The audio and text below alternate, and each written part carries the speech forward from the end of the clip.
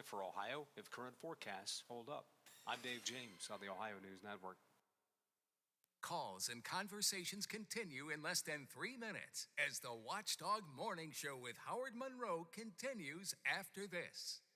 Stretch your dollar with 11% off everything at Menards. Need a new power tool? Pick one up for 11% off. How about some paint? You guessed it, all 11% off. A new washing machine? That's 11% off too. You could even save 11% on an entire house. There's no limit to what you can save with 11% off everything. Good through February 26th. Savings are a mail-in rebate. Some exclusions apply. See store for details. Save big money at Menards. Over the years, you've brought opioids into your home. They helped when you were in pain, and you held on to them just in case. But holding on to opioids puts your family at risk. Learn more at www.fda.gov/drug disposal. February is Children's Dental Health Month, so make sure you make an appointment for your child to visit an Ohio Dental Association member dentist. ODA member dentists are located throughout the state and are dedicated to providing the highest quality dental care, are bound by the highest ethical standards, and have access to superior ongoing education and training. On your next visit, ask if your child's dentist is a member of the Ohio Dental Association and American Dental Association, so you know you're being treated by the best. To find an ODA dentist in your area, visit associationsadvanceohio.com. This is Education Matters with Ohio Education Association President Scott Tomorrow. Educators, listen up.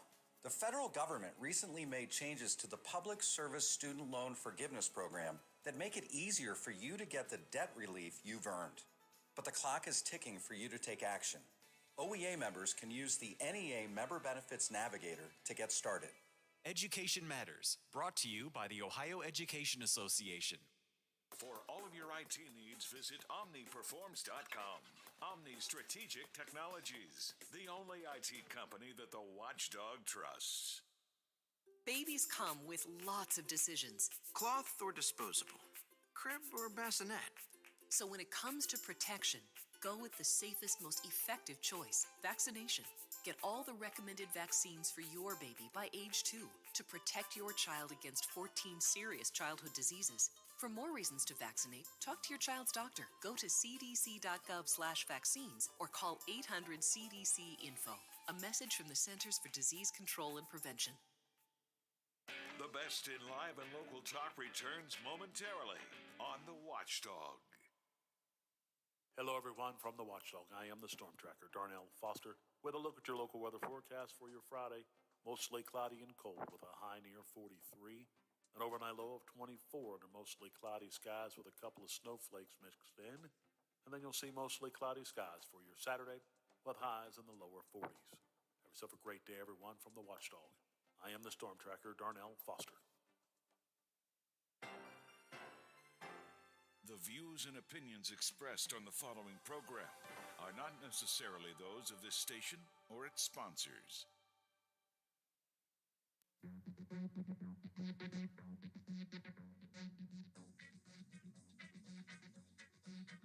Conversations you care about with people you know. This is the Watchdog Morning Show with Howard Monroe on WKKX and WVLY. Well, I mentioned to you last hour we have an aerial flood watch. That means creeks and streams. Not watch, it's an advisory. It's not a watch, not a warning. It's an advisory. Just saying, be careful. So much rain came overnight that we could see some creek and stream flooding. Be aware of that. There is a flood advisory from the National Weather Service. Last hour, I said it expires at 8 o'clock, but I said it could be extended. Well, guess what? It's been extended. So the flood advisory for the entire listening area has been extended until 10 o'clock. So still the possibility of flooding because of overnight rain. Most of the morning rain has stopped, but still a lot of rain overnight. Got a text here off our text line at 304-214-1600. It says 1.4 inches at the Ohio County Airport of rain overnight. So a lot of rain coming down, came down. It's pretty well stopped in most of the area now. But still, the aerial flood advisory continues until 10 o'clock. It's 36 at the Wheeling, Ohio County Airport, 35 here at my home studios, and 35 at the Robinson Auto Group Studios downtown Wheeling. in the heart of the Ohio Valley. How much money do kids get for the Tooth Fairy or from the Tooth Fairy anymore? I actually have some numbers I want to pass along to you. We'll do that as part of our Friday Funnies as we talk about the Tooth Fairy a little bit later on in this hour of the show. The Friday Funnies will be coming up. Next hour, McCabe and I have the Friday Roundtable. We'll talk about some of the legislative activities. We may talk a bit about the Ukraine and a handful of local stories of consideration. The Friday Roundtable, as always, in the 9 o'clock hour of our show. Elsewhere, continuing coverage of the Russian invasion in Ukraine will continue with updates from ABC throughout the morning. Public transit in Wheeling and several other cities could be in jeopardy as a bill to move funding forward is stalled in the House of Delegates. Nexstar Media's chief political correspondent, Mark Curtis, is going to join us and give us an explanation of what's happening there and how likely is it for this to get moved forward, or is there going to be serious trouble for the public buses? Coaches in the SSAC opposed it, but the West Virginia Senate okayed an athlete transfer bill that critics say will lead to recruiting and player shopping at the high school level. Biff and I have been talking about that. You can reflect on the text line if you'd like to at 304-214-1600. A bill involving natural immunity moves out of the House Health Committee, even as its sponsors say they don't really have any evidence supporting it. But they read stuff. What stuff? I read stuff. I read stuff somewhere. That's how we're making decisions in the legislature these days. I read stuff somewhere. I read it. I've got some thoughts on that, and we'll have more on that coming up a little bit later on. So let's get a quick look at some of the things that were going on yesterday, what we might expect today under the Golden Dome in Charleston. Here is our Capital Report from Metro News. This is the Metro News Capital Report, brought to you by AARP West Virginia.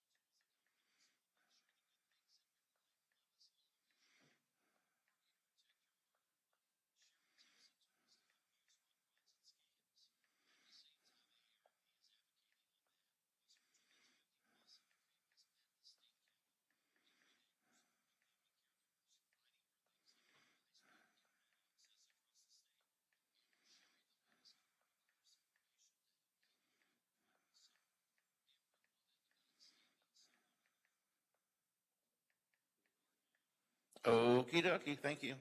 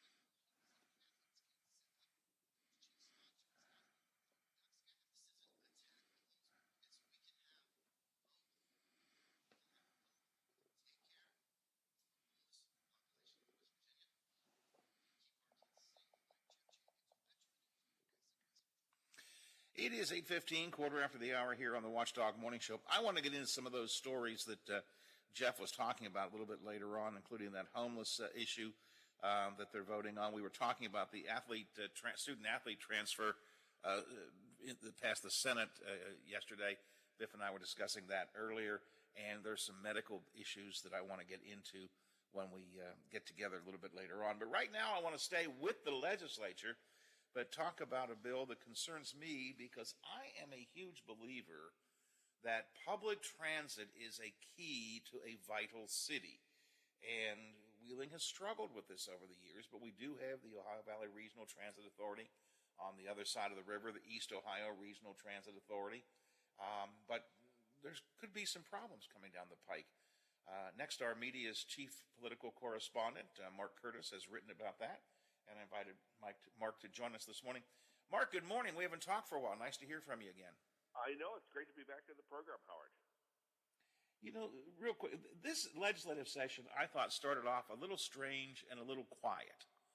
And, man, it has picked up steam quickly as time went on. Well, I know. What do we have? We have, as of tomorrow, 2 weeks left. So all of a sudden, this thing, they're going to jam the gas pedal to the floor of the car. We're off and running, man. And we've got a huge number of bills, a huge number of issues gone out there, everything from mask mandates to tax cuts to the anti-stereotype bill. There's just so much that's generated interest. Mark, real quick, I don't mean to throw you a curve. Where is the income tax thing? Did that pass? Is that still pending? It passed in the House. The 10% income tax reduction passed in the House.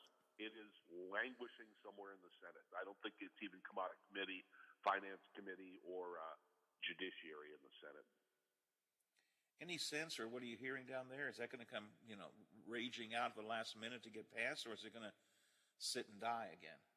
Well, I had heard that there was a sentiment in the Senate not to pass it, but, like I say, I haven't heard. Sometimes the bills go to committee to die. Right. The other one was the 5% pay raise for state workers. I believe that passed the Senate and came down to the House, but the House is not interested in the additional 2.5% bonus that Governor Justice wanted. Right. So, it's as always, Civics 101, the exact same bill must pass the House that passes the Senate, or vice versa. It has to be same language, same commas, same periods, same dotted I's, cross T's. It has to be the exact same thing. And the two bodies have yet to come to agreement on both the income tax reduction and the state employee pay raise. It just struck me last night how many bills sort of in the public mind, certainly my mind, let's put it this way, kind of, we were into that income tax thing. We talked about it multiple days in a row. And then other issues come pushing it off the front page. And I kind of forgot about it until last night. And then you have issues like this mass transit funding bill that fly under the radar, and all of a sudden at the 11th hour, you've got every mass transit agency in the state, screaming bloody murder, going, "Oh my God, we're going to lose 30% of our funding. Save our money from Washington." And so that one came out of the clear blue. Bob Westphal from the Big Seven yesterday alerted me to this story, and it really caught my attention because I am a huge believer in public transit, and I think a vital city requires a vital public transit system. I don't think you can have a vital city if you don't. So I wouldn't call ours vital, but Overta at least fills the bill. The Transit Authority keeps the buses running. So when I heard this story, it concerned me. It's why I wanted to talk to you.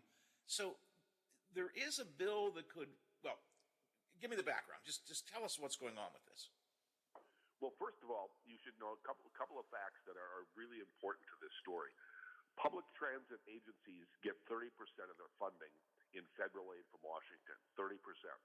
The other piece of this that I think is important is studies show that 1 in 5 West Virginians rely on public transportation every day to get to work, get to the doctor, to go shopping, etc. So what's going on here is a conflict between state and federal law. In order now to qualify for federal funding, the Department of Labor requires that if there are unions involved, that state and local entities must comply with the union's collective bargaining agreement, and that means that they have to deduct the union dues from the employees' paychecks and send that money directly to the union. Well, West Virginia last year passed a thing called the Paycheck Protection Act that said employees could opt out. You do not have to have your union dues, and you could be in the union without paying dues now. Anyway, the state and federal law conflict.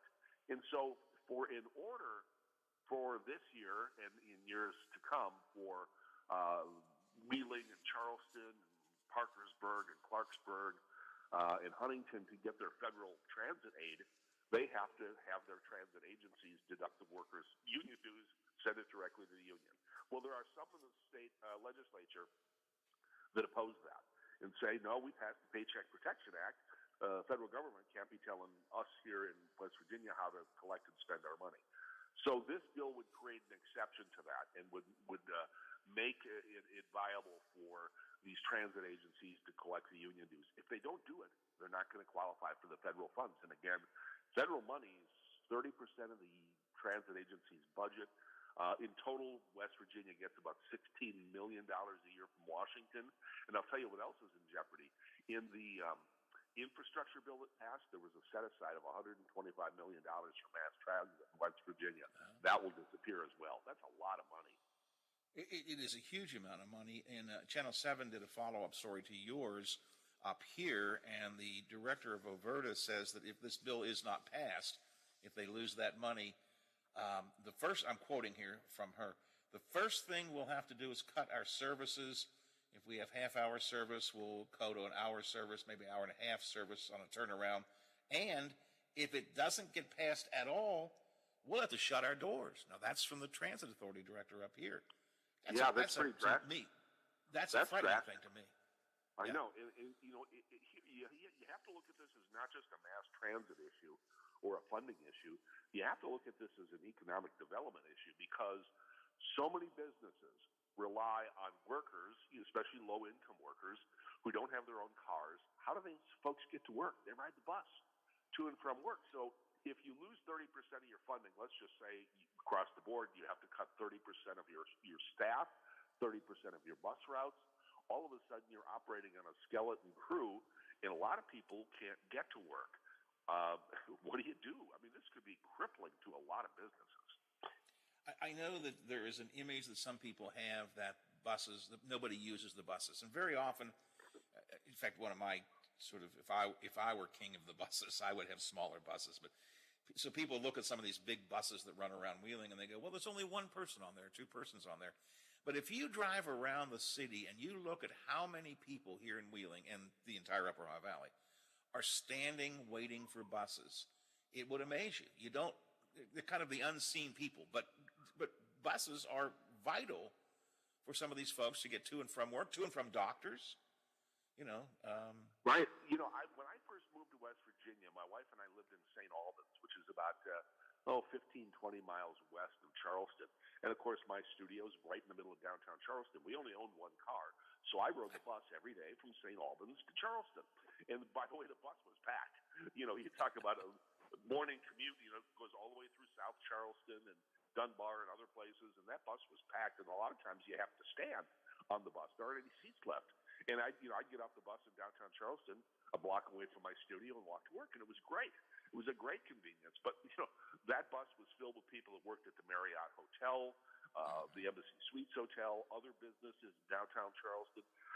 How are those folks going to get to work if the bus service is cut by 30% and they don't have a car?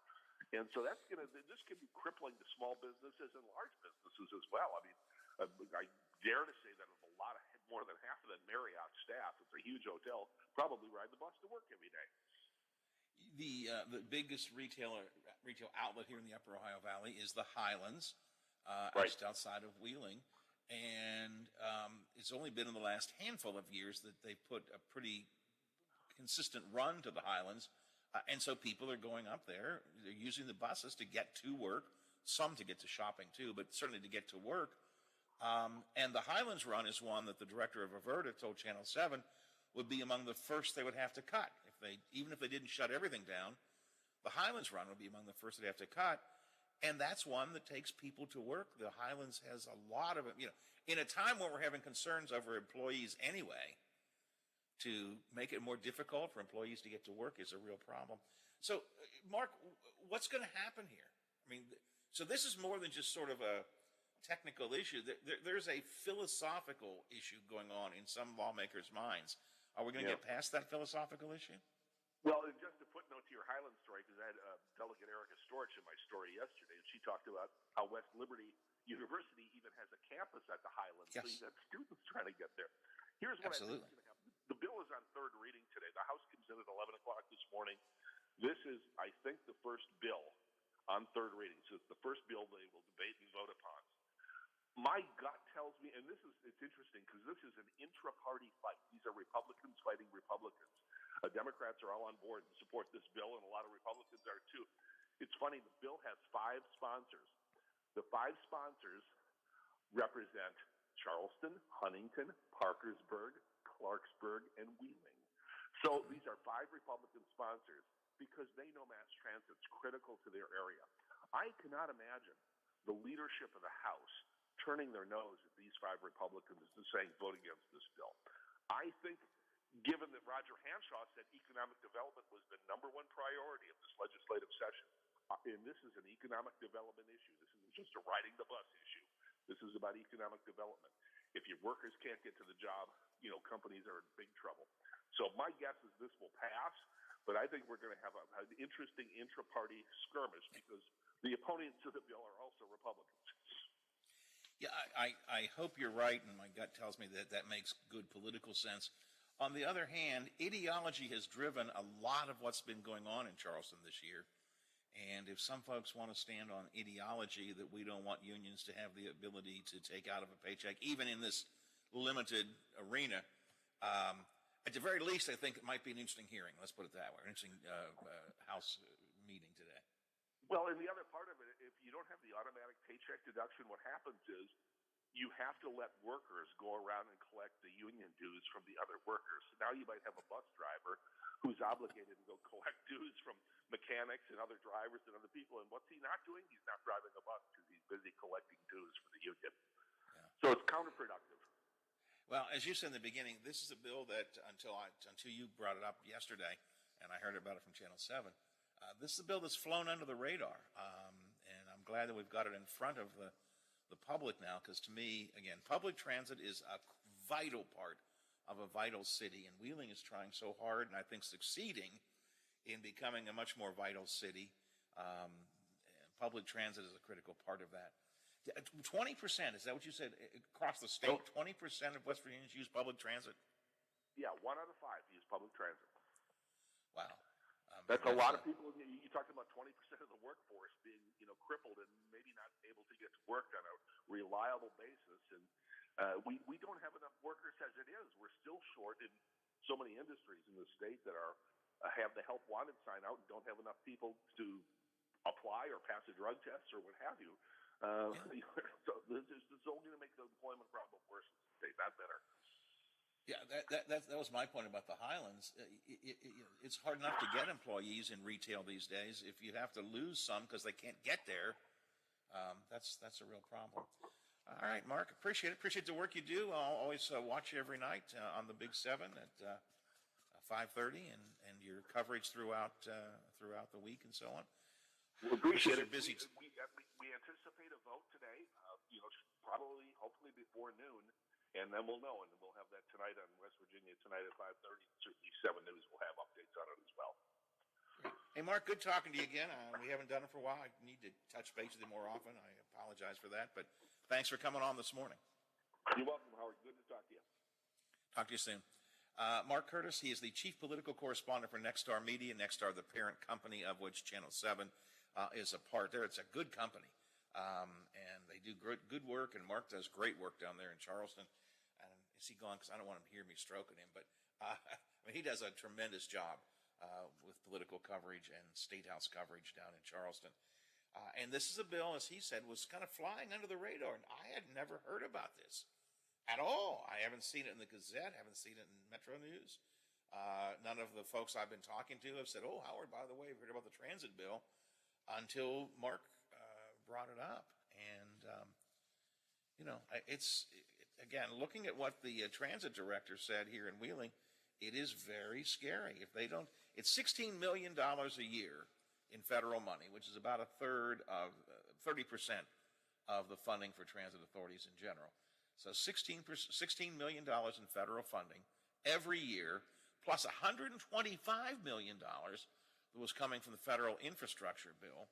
And Lisa Weishar, who is the executive director of Overta, told Channel 7, if this isn't passed, first thing we're going to have to do is cut our service. Anywhere we have a half-hour service, and she says places like McMecken or Warwood or Mozart, you're going to see our service turn around, maybe an hour and a half turnaround. And she says if it still doesn't get passed, we may have to shut our doors, meaning close up shop completely. That's scary. But what's also scary is for some of these legislators, this is an ideological bill. I think Mark is right. It's an economic development bill. It's about keeping people working. And I know, Biff, that a lot of people say nobody rides the bus. And if you look at any single bus on a given day, you peek through the window and say, well, there's only 2 people in there, 4 people in there. And that's often true. But you go around and see how many people are standing, waiting at bus stops all around the area for the bus to come. It is a major purveyor of people to work, to shop, to get to doctors. And again, if I was in charge of the transit world, I would do things a little bit differently. But we need to keep it going. At least I think so. I think so. Once upon a time, when I was actually coming downtown years ago, I used to think I'd like to take the bus if I could, Just get on the bus, let them do the work. What's that line they had, Take the bus, leave the driving to us. I'd like to do that. All right, it's 8:33, 27 till the hour here on the Watchdog Morning Show. We're going to do a Ukraine update here coming up in the next half hour of the show, but we're also going to switch into the Friday Funnies for a little bit, including a look at the Tooth Fairy. And I've got some numbers on how much the kids get when their teeth come out. How much does a Tooth Fairy leave behind? I'm going to tell you, Biff, it ain't what I got. That's for sure. We'll talk about this, the Friday Funnies, the Ukrainian coverage coming up in the next half hour of the Watchdog Morning Show. It is 8:33. Here are Ohio Valley headlines from the Big 7. Now it's time for your local news headlines.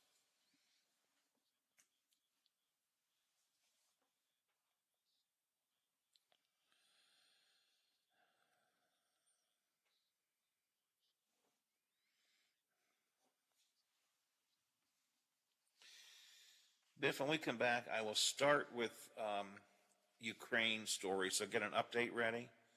Then I'll take a break and we'll do the Friday Funnies, which may just be the Tooth Fairy. Okey-doke. Thank you.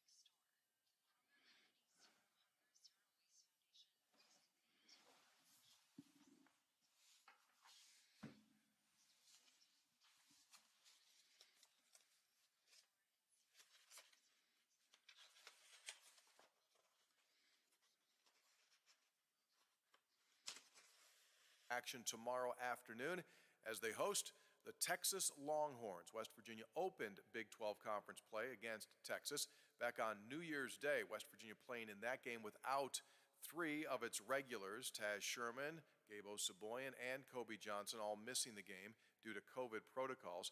And Texas had its way with WV, winning the game by a final score of 74-59. Overall, first-year head coach Chris Beard will bring a Texas team in that's on its way to the NCAA tournament. They are 20-8 overall, currently 9-6 in conference play. Most recently, they defeated TCU earlier this week, 75-66 in Austin. Our pregame coverage tomorrow begins at 1 with the opening tip set for 2 o'clock. The WV women's basketball team back into action on the Coliseum floor Sunday afternoon. They'll be entertaining Oklahoma State. By the way, 5 members of the women's basketball team named to the academic All Big 12 first team yesterday.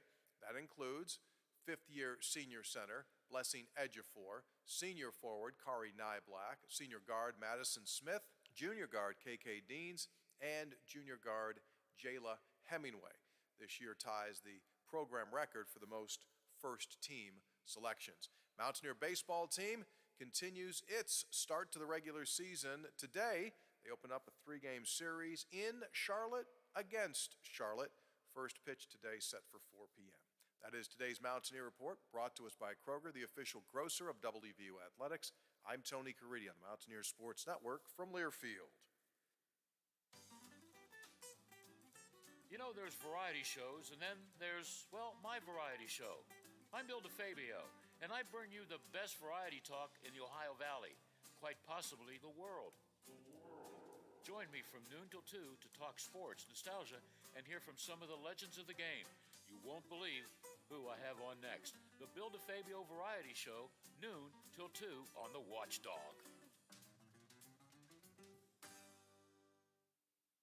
Greer Industries is a proud supporter of the West Virginia Scholar Program and West Virginia Wesleyan. For over 100 years, Greer Industries has been providing products that build a solid foundation and pave the way to a bright future.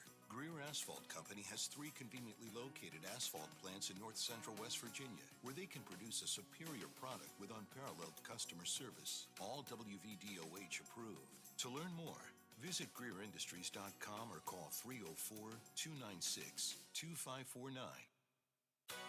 Now is the time to explore Toyota's wide range of all-wheel and four-wheel drive vehicles.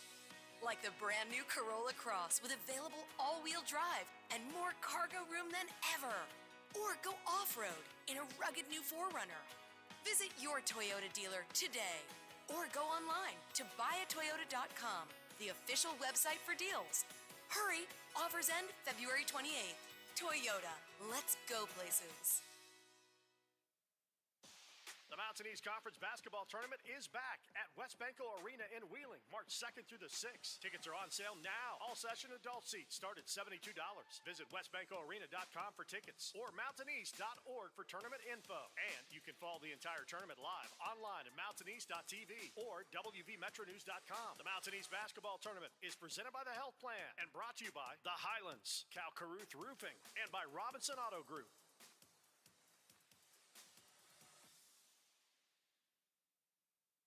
Dominating both AM and FM, the Watchdog is AM 1600 and 1370, FM 98.1 and 97.7. We are the Watchdog. Broadcasting from the Ohio Valley, talking about the Ohio Valley. We're live and local. This is the Watchdog Morning Show with Howard Monroe.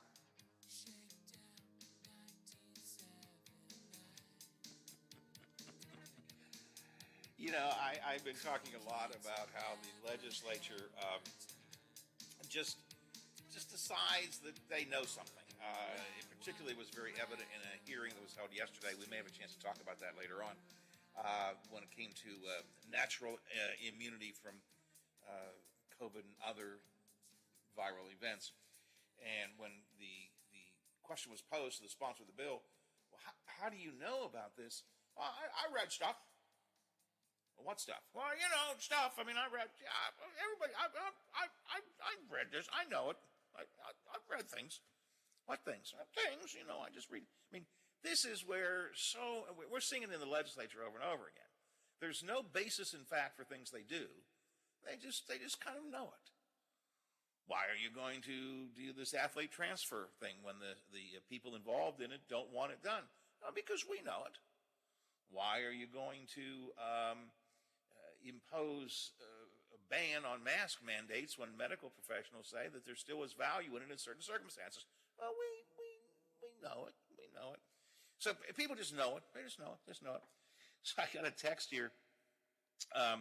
Mark Curtis, who of course is an actual reporter and did some research and has facts and figures, shared with us that around West Virginia, 20% of people ride the bus, but of course, and I point out that sometimes it looks like nobody's riding it because you look inside a bus, and it's a great big bus, and there's only a couple of people there, and you go, see, nobody rides the bus. But if you look at how many people are waiting for a bus, and I notice this a lot anymore, you will certainly see that there are plenty of people who need buses. They take them to doctors' offices. They take them to work. They take them, in some cases, to school. There's a lot of folks who have no other way to get around.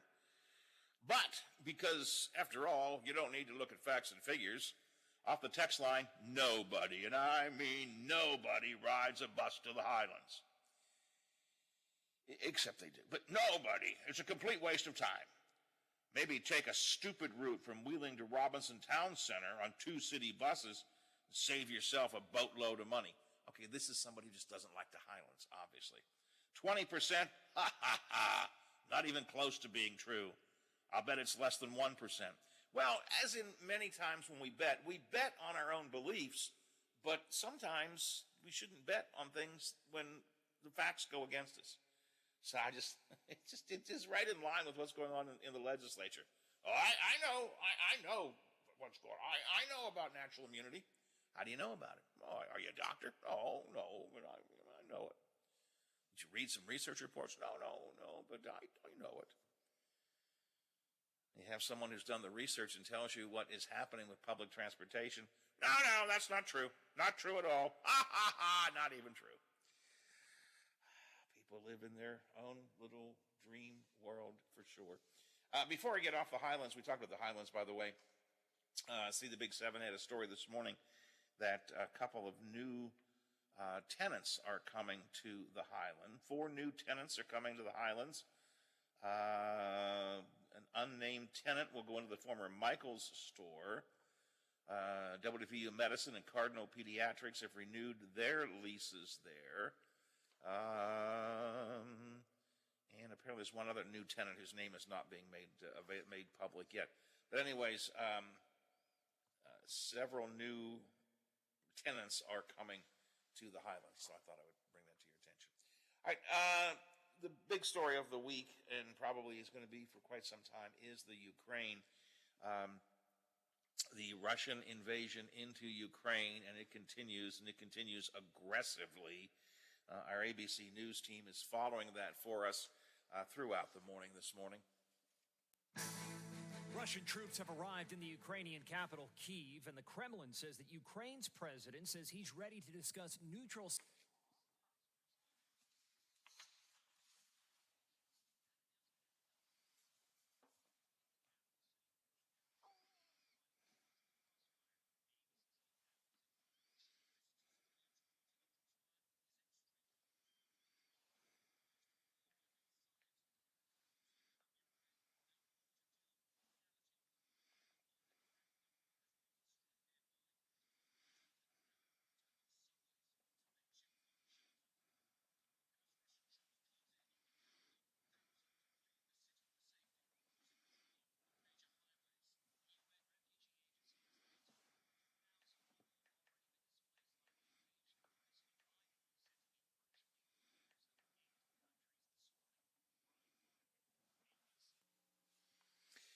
Some of our local officials have had things to say about the Ukrainian situation.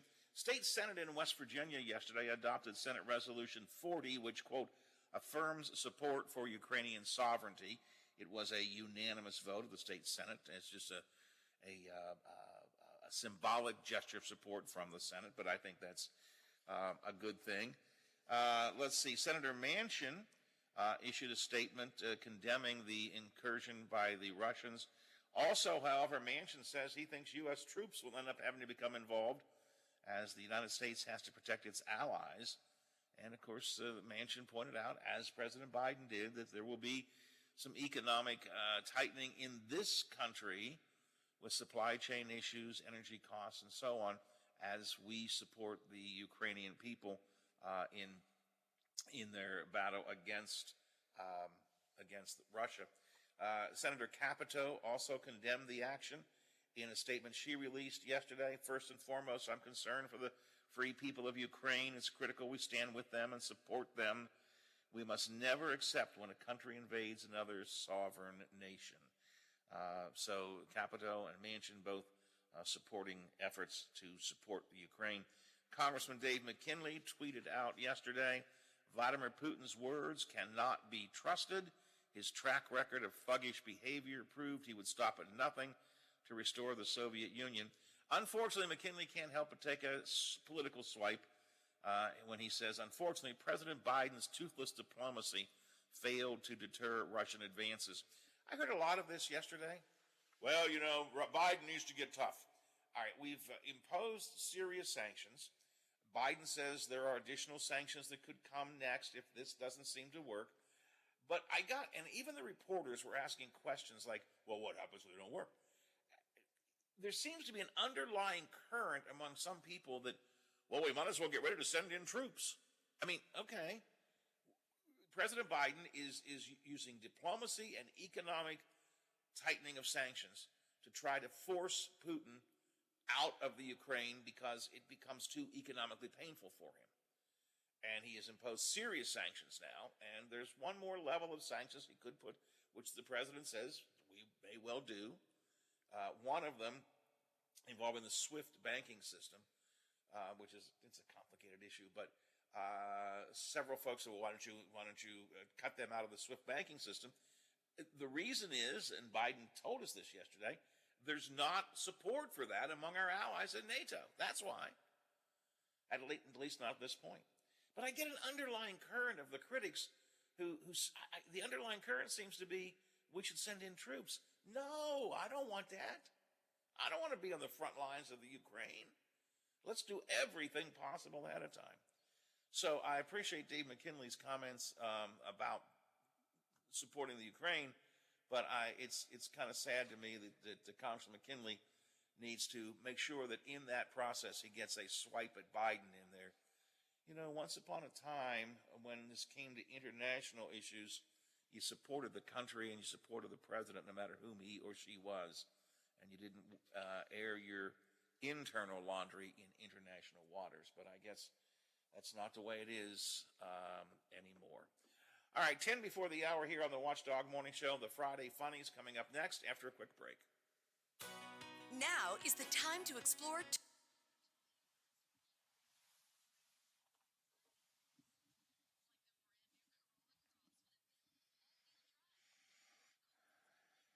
Go off-road in a rugged new 4Runner.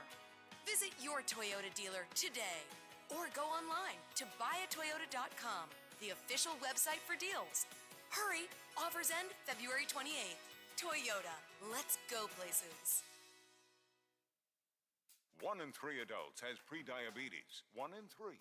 That means it could be you, your football buddy, your football buddy, or you, your best man, your worst man, you, your dog walker, your cat jogger. While 1 in 3 adults has prediabetes, with early diagnosis, prediabetes can be reversed. Take the risk test at doihaveprediabetes.org. Brought to you by the Ad Council and its prediabetes awareness partners. Are you traveling? Working a little bit too much? Is your fur baby starting to get a little shaggy? Let Dirty Paws be your one-stop shop for all of your pet care needs. Stop in and see us at 202 18th Street or give us a call at 304-639-7754 to schedule your appointments for dog grooming, doggy daycare, and dog boarding today. A serious injury from an accident can be just the start of your worries. What if you cannot return to work? How do you take care of your family if you're disabled? At Gelner Law Offices, we represent seriously injured people and understand their problem. We know how to get you fair compensation. We will work hard to make sure you get the money you deserve for your losses. Don't go it alone.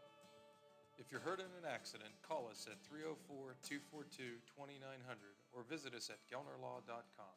We'd like to help.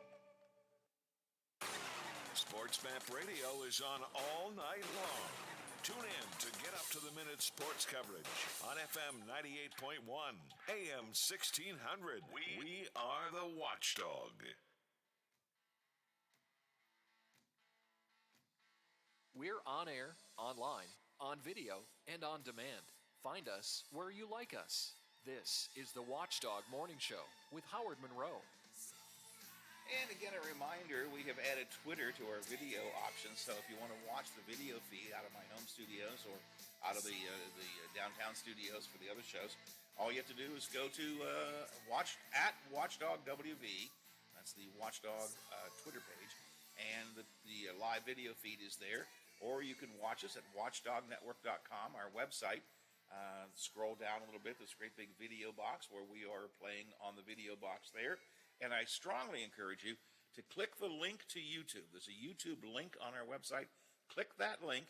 It will take you to our YouTube page, our YouTube channel, and subscribe to our YouTube channel. And that way you will be able to be notified every time we go live. So just some additional ways for you to be able to watch the video feed if you would choose to. 7 before the hour here on the Watchdog Morning Show. Biff, when you were a kid, did you get money under your pillow when you lost a tooth? Did Tooth Fairy come to visit? Yes, I did. What did you get? I mean, what was the going rate when you were a kid? I think $1. When I was a kid, it was a quarter. We got a quarter, and we were happy about that. I think when my kids were kids, I think we went up to $1. I think my kids, the Tooth Fairy gave them $1. There's a company that does a poll every year on the Tooth Fairies, how much the Tooth Fairy gives. This year, the Tooth Fairy on average is giving $5.36. $5 for a tooth that comes out. Holy mackerel. That is inflation for sure. Well, I guess there's inflation everywhere, right? So that's inflation. I know when Teddy lost his first tooth and I wanted to, and his mama said, I give him $1. I said, no, it's got to be $5 or more. Don't you teach him that he gets this money. It's got to have $5. I guess I was about right. Last year, the average for the Tooth Fairy was $4.70. This year, it is $5.36 on average for the Tooth Fairy payment. It's a 14% increase in Tooth Fairy payment in 12 months, which actually is about double the rate of inflation, in case you're curious. Kids in the northeastern part of the country get the most. Tooth Fairy leaves an average of $7.36 a tooth in the northeast. Down south, $5.77, $4.27 for the Midwest, and kids in the far west, and cowboy kids, only $4. They're cheap out west. Well, maybe it costs less to buy things. I don't know. Anyway, if you have a kid losing teeth and you want to know what to put the Tooth Fairy at, $5.36 is the average. Our Friday Funnies take us to a stand-up bit about the Tooth Fairy this morning. I have a godson. He's 7. I love him to death, but he is spoiled. Told me the other day he got $10 from the Tooth Fairy when he lost his last tooth. And I was like, how in the hell did you get $10 from the Tooth Fairy when your Tooth Fairy owes me $25? I don't see how that's right. I'm checking my account balance online. I got parentheses. You got $10. You know? And his mom was like, well, Aaron, you don't understand because you don't have kids. It's expensive now. And I was like, really? You do realize that as the Tooth Fairy, you control the market, right? It's completely up to you. I don't know about y'all, but that's some serious inflation. When I was a kid and I lost a tooth, all I got was a bigger tooth. That is all that I got. I'm thinking, shoot, by the time I have kids, I will not be able to afford to play that game with them, you know?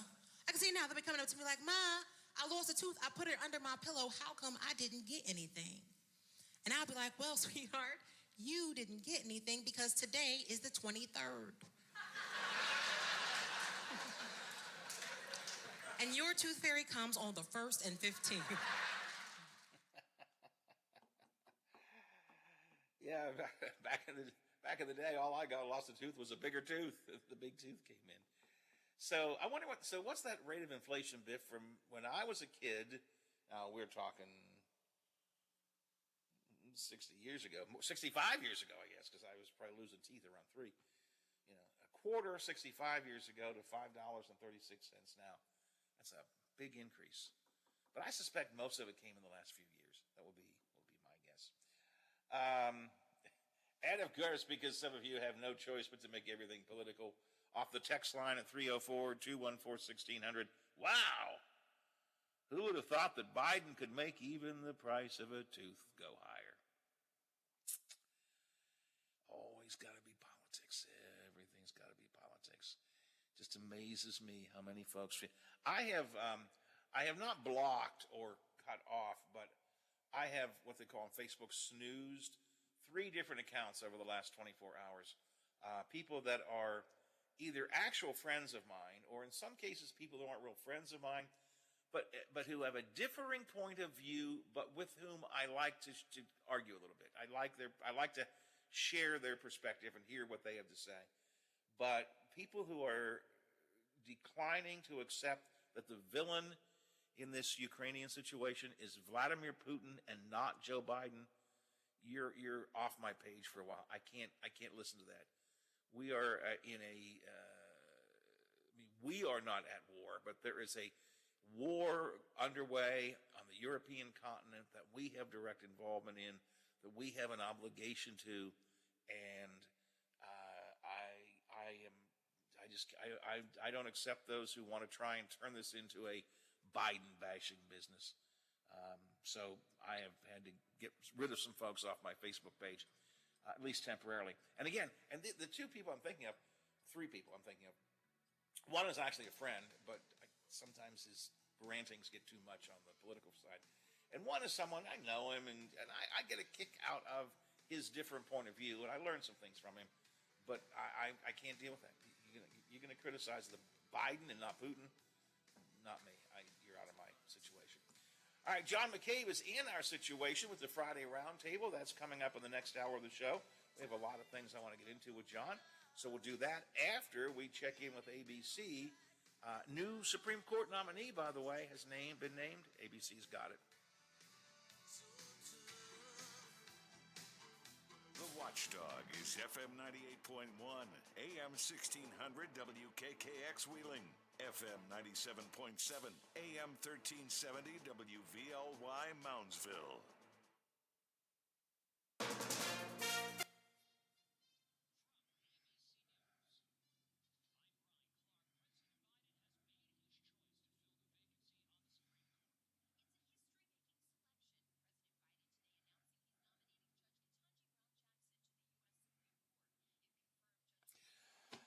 All right, Biffy, I'm going for more coffee, and I'll be back. McCabe is up next. Thanks.